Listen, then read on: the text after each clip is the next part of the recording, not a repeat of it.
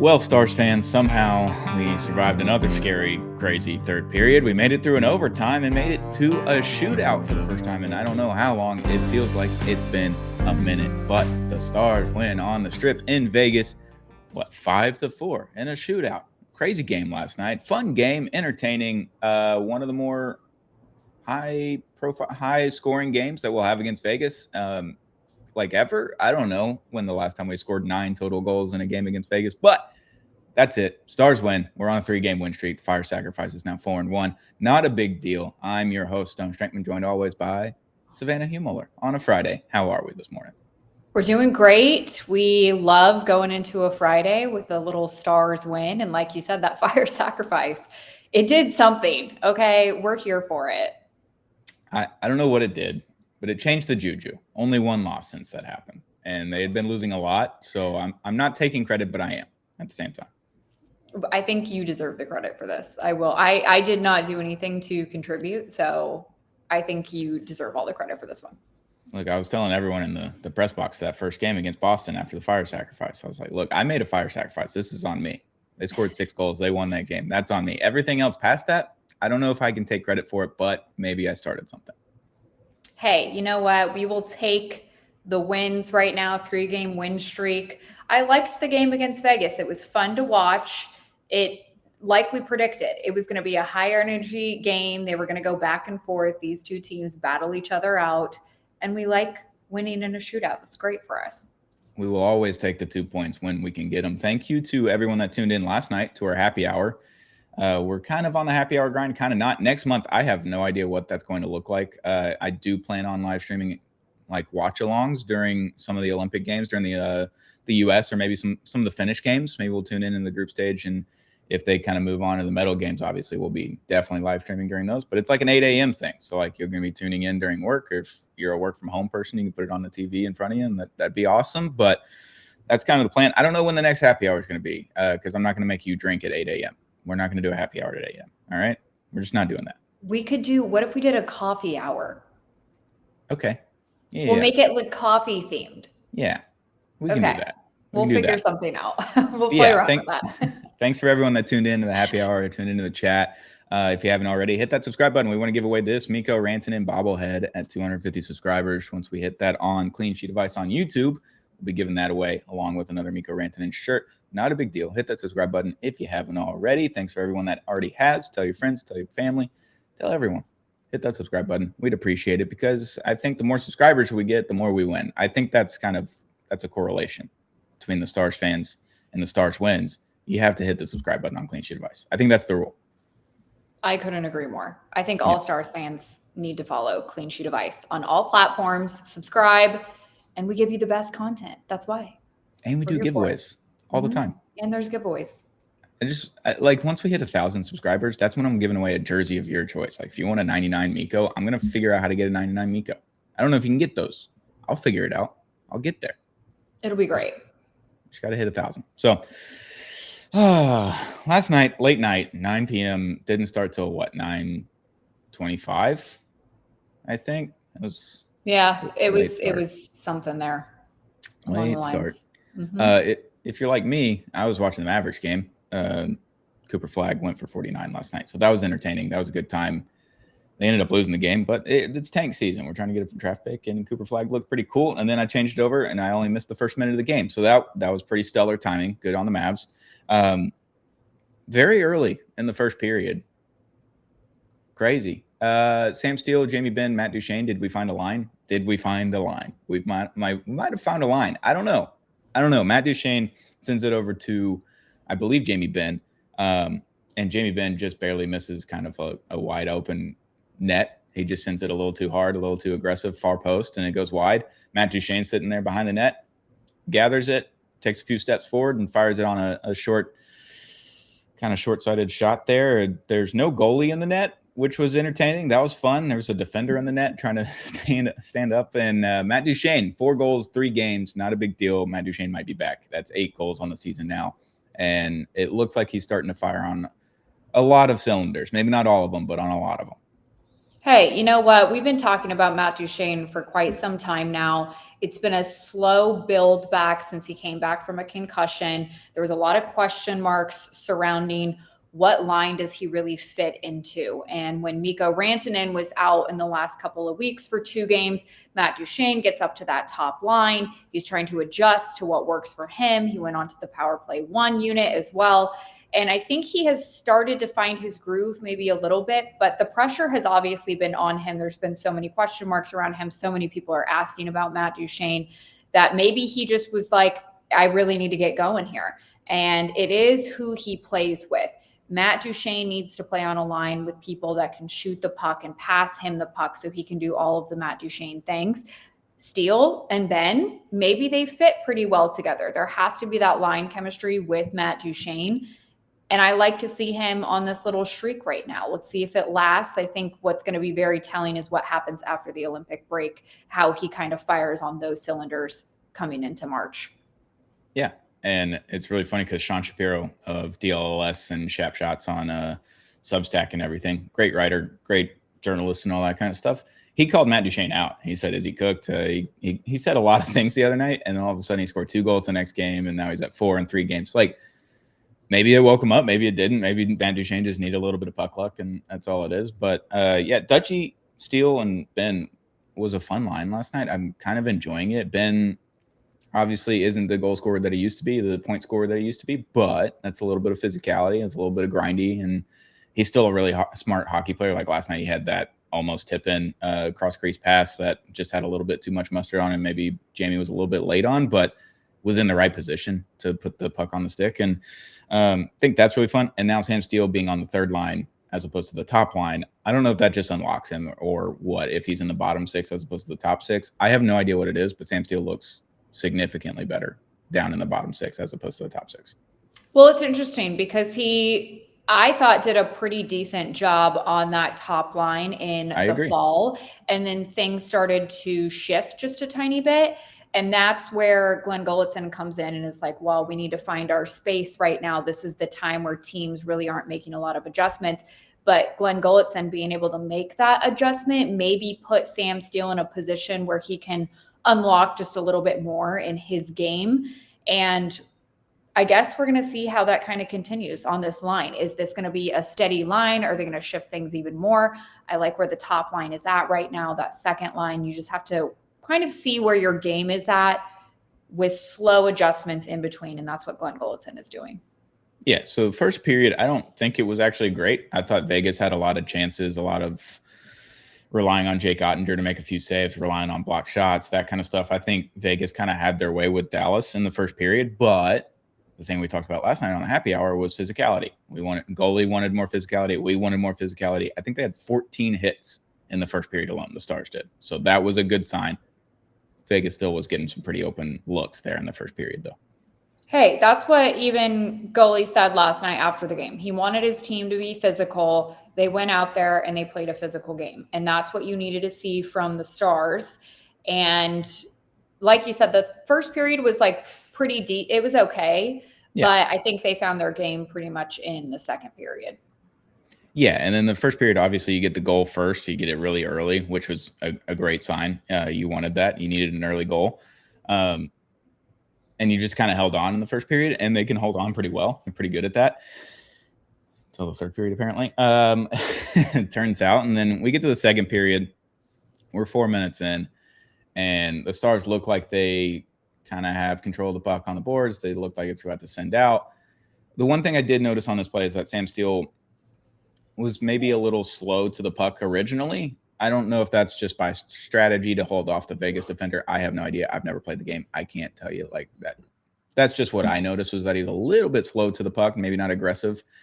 He gets into the boards, and the Miro Heiskanen gets a handle on the puck. He sends it across the boards right into a skate that deflects right into the middle of the ice. Colasar is right there for Vegas and just has another wide open shot, just like we had the other night, where it bounced off the ref skate. This time it was off a Vegas defender skate. So that was a good play by, I think Mitch Marner was right there. He gets the assist for that off the skate. And it's 1-1, and you're like, okay, another one of those? That's frustrating. It's 2 games in a row.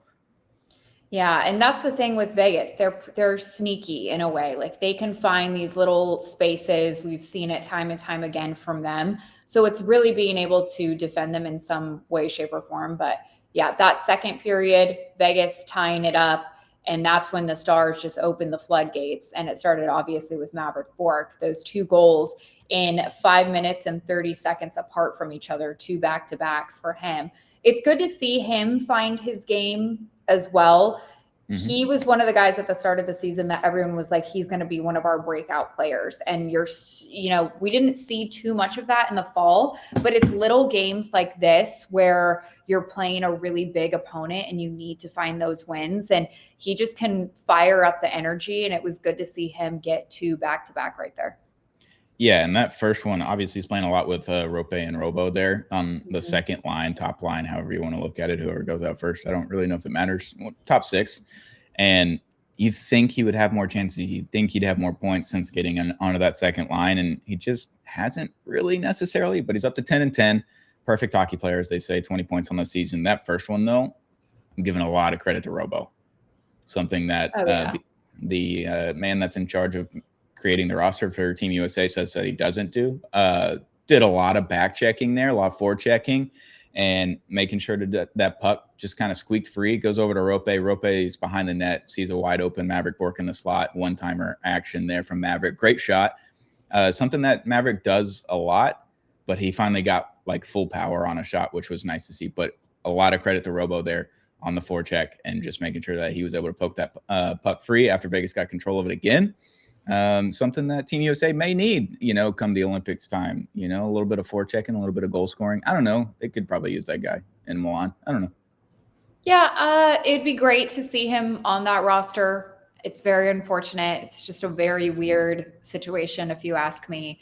But outside of Jason Robertson, Wyatt Johnston, we talked about him last night on the happy hour. It was his 300th NHL game. He is just a stud. And like I told you, even last night, he's never missed a regular season or playoff game since his debut, knock on wood, in October of 2022. But he was on a 3-game point streak against Vegas. That is now a 4-game point streak as he got that goal late in the second. Yeah, and my favorite part of that play is that Mikko Rantanen had to take the face-off. Which is really funny when Mikko has to take a face-off. I'm like, he's not a center like by trade, is he? Like, and I have to go back and look, and I'm like, no, he's just a right winger. He wins face-offs pretty, like, I'm not going to say half the time, but like a pretty good amount for someone that's not a natural center. And I don't think practices face-offs in practice when they do the little face-off drill at the end of it. He gets the face-off, goes to Wyatt. Wyatt fires a shot there, rebound. Mikko just barely taps it back behind him in between his legs, and Wyatt just fires it again. Top shelf there. So hell of a shot from Wyatt. You're up 4-1, and you're like, yes, this is what we needed. This is what the boys needed. I know we did it against Boston last week, but would love to just see a trouncing of Vegas because it's Vegas. They're obviously going to be in the Stadium Series here in 2027. You're like, this is good. This is great. And then it wasn't. It really wasn't after that. The third period boys are not back. They're so not back right now. No, Stars were outshot 6-1 in that third period. And we talked about this last night too. That third period is very, very important. There's just a lack of finish going into that third period, and they blew the lead for the second straight game. And it's just a little scary. That third period's a little sketchy for the Stars. So I'm not really sure how that needs to be addressed or fixed or what that needs to, go into. But here's the thing with it. Like, things are going to happen in hockey games. The Vegas Golden Knights are going to figure out how to climb back up. And that's exactly what they did. They tie up the game, and then you have to go into OT and then into a shootout. So at least the Stars were able to get a win out of that. But yeah, that third period was not pretty. No. That shorthanded goal that started it all in the third period was interesting, I guess. Like, this happens. Someone pinches on top of the key. Like, Robo just didn't have complete control of the puck. He's trying to spin, keep it on the boards. He doesn't keep it on the boards. Riley Smith makes a good play there, pokes it free. He starts to break away. It's 2-on-1. Miro goes over to who is it? Kolesar. And Kolesar, he he sends it over to Riley Smith. But I thought Miro did the right thing in just going after the guy with the puck and trusting his goaltender. I don't know if Jake noticed that was the one thing I kind of saw with that. He wasn't cheating over to the right side of the post. He was still playing Colasar straight up as if he was going to be the one shooting it, even though Miro had him covered, I think. So that's one thing that Craig Ludwig always points out on DLS. He's like, hey, just trust your goaltender, go after the guy with the puck, and let your goaltender make a play. You got to trust him. Mm-hmm. I thought that they did that, but I don't know if Jake trusted his defenseman. So I don't know if that's a two-way street. I don't know. Didn't play hockey. I just wanted to point that out. I thought that's kind of what happened on that one. Obviously, you don't want to see a shorty happen against you. That's not fun. But that's what started it all. Right. Barbashev gets the next goal about 10 minutes later, and then Mitch Marner with an empty net there at the end. Just 49 seconds left in the period. He sends a wrister from the top. Really good play, though, by the way, like keeping that puck in. And everyone was like looking at the high stick kind of action and all that kind of stuff. I think Mitch Marner kept that puck in correctly, legally, all that kind of stuff. And he sends it in the most self shading of the goalie you could ever do. There was 3 Stars guys and 1 Vegas guy in front of Jake Ottinger instead of like letting him see the puck. I don't think he ever saw the puck was kind of the issue. And then it's 4-4 and you got to go OT.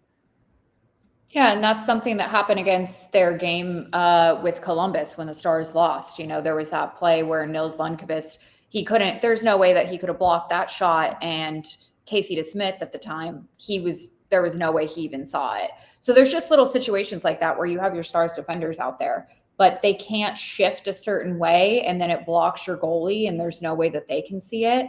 And it's just like a little space that the opposing team's able to find. And that's just what it is. It happens, though. Yeah, it is what it is. Obviously, you go to OT. You get all 3 shots in overtime, which is good. 3 shots on goal. Vegas didn't have 1.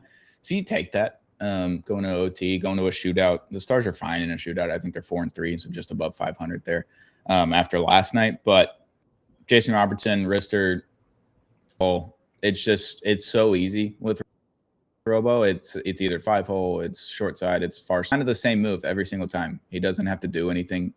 No dekes, no head fakes, and it's just easy for him. Whereas Vegas, Jack Eichel had the most head fakes of all time, and Otter just kind of stood tough and stood tall, and then goes into the splits and has that blocker down there, and Eichel couldn't elevate. So it's just easy when Robo and Mikko go out there for a shootout. If they keep the puck on their stick getting in there, because I know Mikko lost the puck one time in a shootout here a few weeks ago, but when he keeps that puck on the stick, I expect Robo and Mikko to score in a shootout. That's the crazy thing.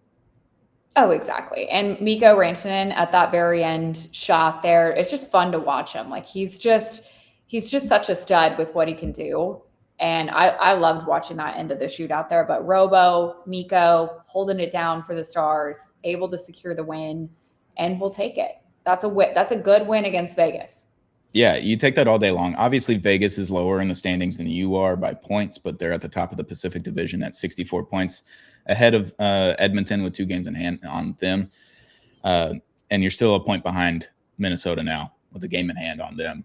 They're starting to win a little bit. They're 5-3-2 in their last 10. The Stars are 5-4-1 in their last 10. Won a 3-game win streak, so things are looking a little bit better. It's looking a little bit more like maybe late October Stars are starting to show up. You're like, you still see the holes, but they're still finding ways to win. I'd rather find ways to win than find ways to lose. And they're finding ways to lose, but keep winning the games. So I'll take it. And right when we were having this pretty long losing streak here in late December, going into January, we talked about how the Stars needed to find their groove going into this Olympic break. There's 3 games remaining before the Olympic break. So them being able to secure 3 straight wins, and you have 3 games remaining in the break, that's some good positive momentum going into that space. Then you got your guys going over to the Olympics. You got the other guys on a little bit of a break. Things will ramp up at the end of February, but you wanted to secure some of these wins going into the break because everything will really start to pick up come March. Yeah, and I think outside of that third period, that was probably one of their better games all around with block shots, giveaways, takeaways, penalties, hits, all that kind of stuff. They out-hit Vegas 29-26. Obviously, you have 14 of those in the first period, so you kind of tailed off after that. You had 19 giveaways, so you had more, but you had 8 takeaways to their 1. Thought that was good. It was the first time they lost the face-off battle in a while. They lost it by 1, so nothing crazy there. And they outshot Vegas 27-21. So I think overall that's a really good game if you can clean up that third period. If you don't screen Otter on that last shot, then you win 4-3 in regulation. You don't give Vegas a point, but other than that, I don't know what else. Vegas played a really good third period, and the Stars didn't really. So not too much to complain about because you didn't lose an OT, because typically we lose an OT right now. So I'll take it. It's a good 2 points. We're here for it. Couple points on the money. We're gonna just keep on going. 3 more games left. That was game 2 of the 3-game road trip. We're on to Utah on Saturday, another little bit of a later one, but it's a Saturday, so you can sleep in on Sunday if you need to. It's 8 p.m. this time. The last game against Utah is 2-1. You scored earlier in the third period against them. Wyatt Johnson, I believe, gets the tying goal, and then 2 minutes later, Utah had, I think, like a 2-on-1 situation there. So they get the second goal, and Stars couldn't muster anything up in the rest of that game. You'd like to see a little bit different game from them this time on Saturday. Yeah, you definitely need to probably walk out of Utah with a win, considering even though that the Stars right now, they're sitting at 71 points, Utah is sitting at, I believe, 60 points. Yep. Make sure. Yeah, 60. I mean, obviously Utah's been climbing the board a little bit. They're a sneaky team. I thought that they've done a really fantastic job kind of building up what they did in the offseason, just getting some of the guys that they did. Their goaltending has been outstanding. And then their last game against the Stars, I think it was Nick Schmaltz was the guy that really stood out as far as Utah goes. And they have really good depth. Clayton Keller right now leading the team in points with 50. Nick Schmaltz is just right under him with, it is 47 points. So they're just a very good structured team, but there's loopholes. I feel like the Stars need to find their groove into that game with Utah.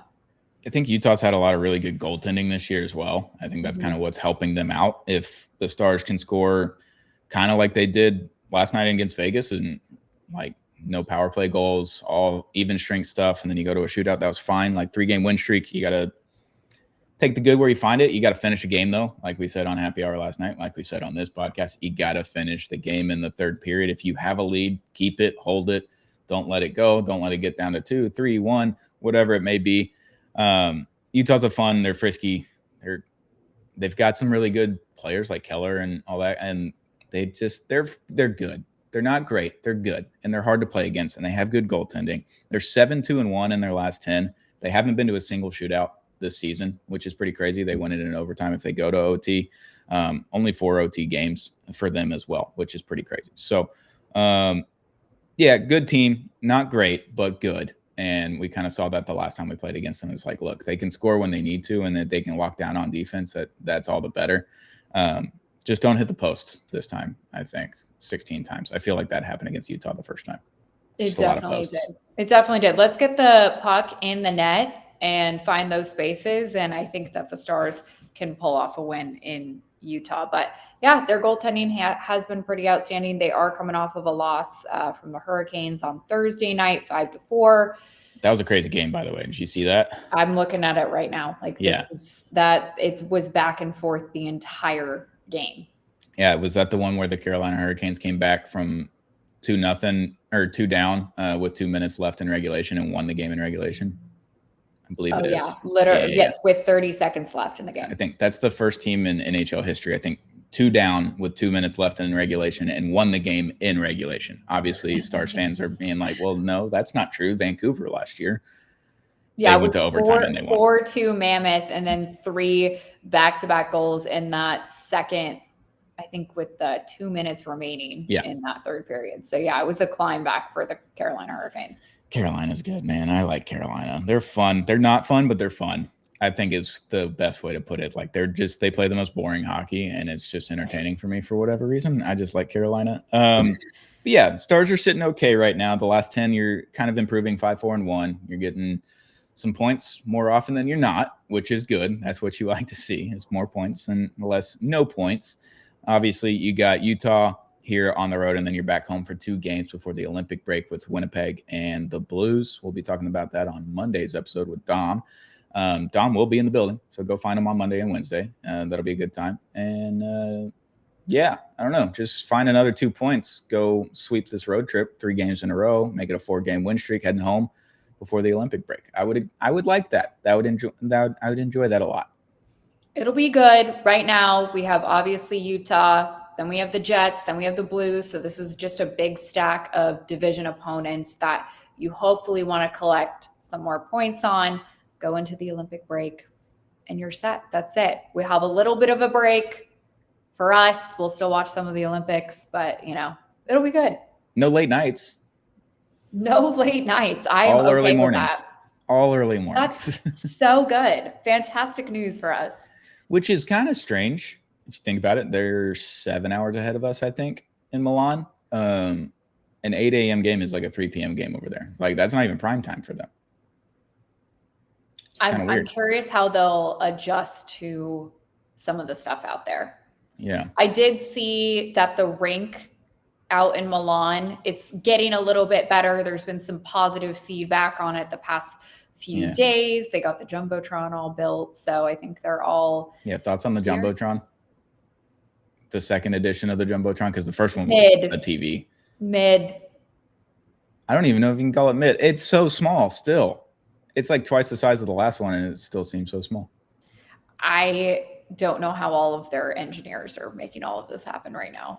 That's a lot of work. That's a lot of things going into one arena that is not quite ready, but as long as the ice is ready, the Jumbotron, whatever, that can just not even happen. But as long as the ice is good for the players, then we're good to go.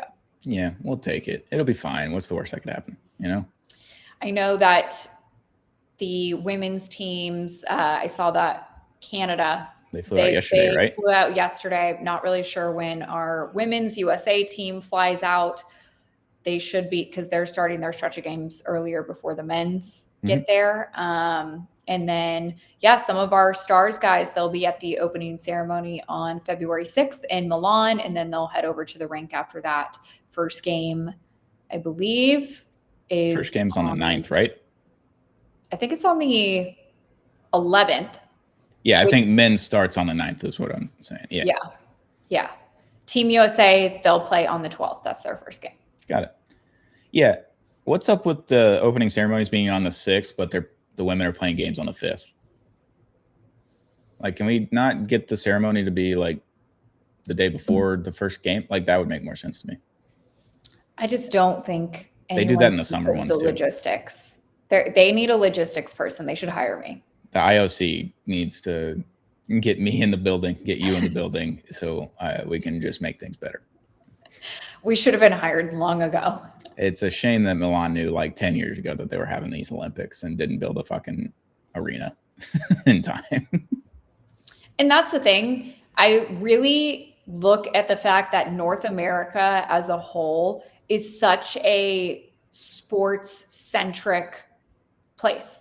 And we have things down to a science. I mean, look at how many Olympic games that we've had in like LA or different places within the country, and just massive, massive events. Really, a lot of these teams over in Europe, the main thing is soccer. So they're built around this soccer, and the logistics of it are completely different from a lot of the stuff that we see here in the States. So there's a lot of back and forth with, I'm sure, how they handle a lot of their sporting events. Yeah. If you want to get in the mood, though, I think Netflix just put out a new Miracle on Ice documentary today. I think that's today that it comes out. And they talk to, I think, every living member of that 1980 men's Olympic team for Team USA. So that's going to be really cool. There's a lot of not seen footage before, and talking to everybody and getting their whole perspective on it. So it's going to be a little bit different, I think, documentary than they've ever seen. I think everyone's really excited about it. I'm excited about it and can't wait to watch it. I'll probably watch it next week. But that'll get you in the mood for the Olympics starting next week, actually. That's pretty crazy. That is crazy. Yeah, I'm going to have to watch that. That'll be cool. Yep. All right, Stars fans, we got another win. That's 3 in a row. Fire Sacrifice is 4-1 now since it was commenced. Stars are on a win streak. People are talking about it. Savannah, you got anything else before we get out of here? Nope, got nothing. Hopefully the Stars can pull off a win in Utah on Saturday and come back for the Jets and the Blues next week. Yep, 2 more home games, and then it's a whole bunch of nothing for 3 weeks in AAC. I guess the Mavs will be playing, but it's okay. We'll adjust. We're gonna have our Olympic fun. It'll be great. We are. It's gonna be fun. Hit that subscribe button if you haven't already. We got this Miko Rantanen bobblehead that we want to give away.